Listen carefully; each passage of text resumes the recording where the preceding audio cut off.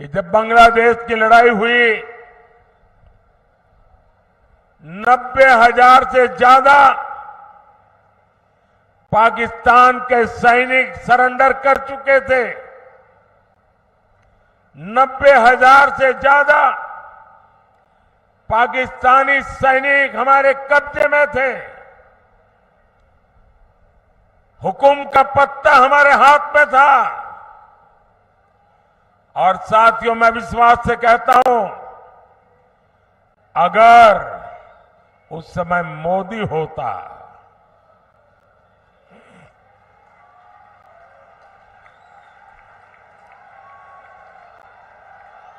अगर उस समय मोदी होता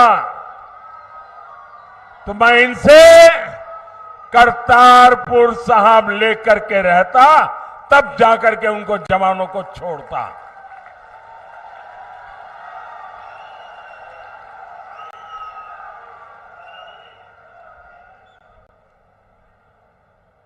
वो तो नहीं कर पाए, लेकिन मुझसे जितनी सेवा हो सकी, क्योंकि गुरुओं की सेवा इससे बड़ा कोई धन भाग्य नहीं होता है।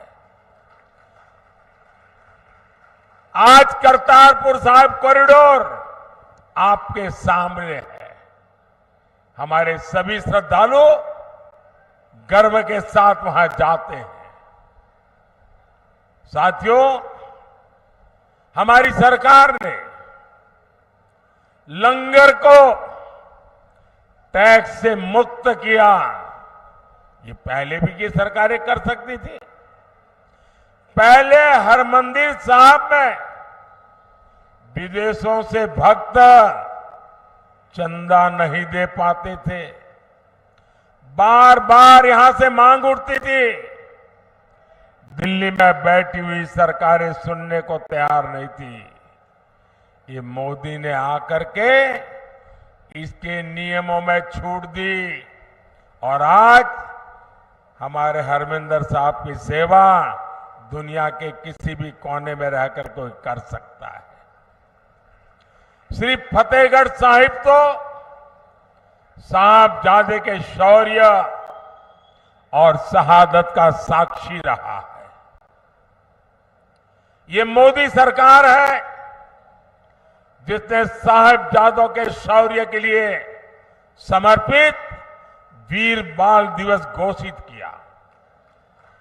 और कुछ लोगों को समझ नहीं आ रहा है कि वीर बाल दिवस घोषित करने का मतलब क्या होता है।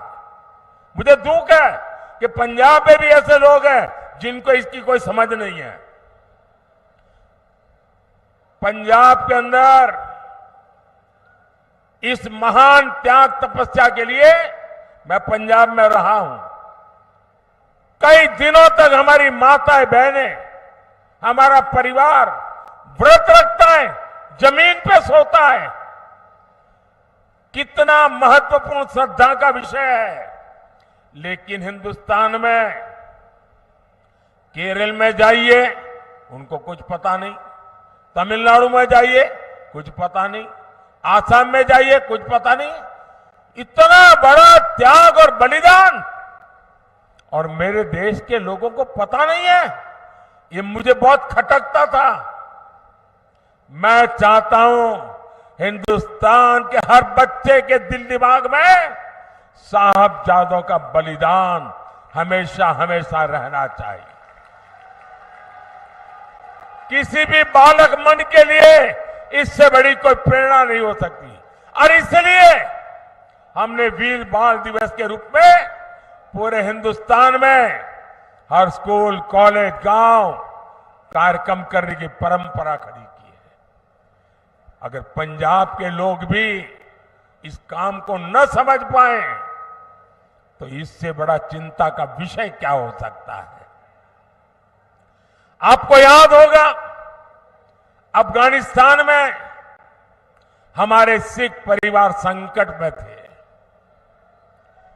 हम सभी को सुरक्षित वापस लाए। हम गुरु ग्रंथ साहब के स्वरूपों को भी अदब के साथ मेरा मंत्री जाके सर पे सम्मान के साथ लेकर के आया। साथियों, ये प्रधानमंत्री की बात छोड़ दीजिए,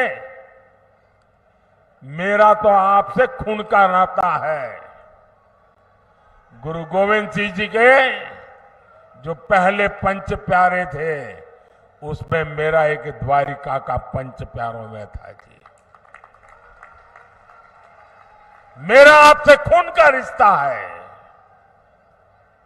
इतना ही नहीं, आज अगर जामनगर में जाएंगे तो वहां जो सबसे बड़ा अस्पताल है वो गुरु गोविंद सिंह जी के नाम पर है, जिस जामनगर जिले में द्वारिका पड़ता है।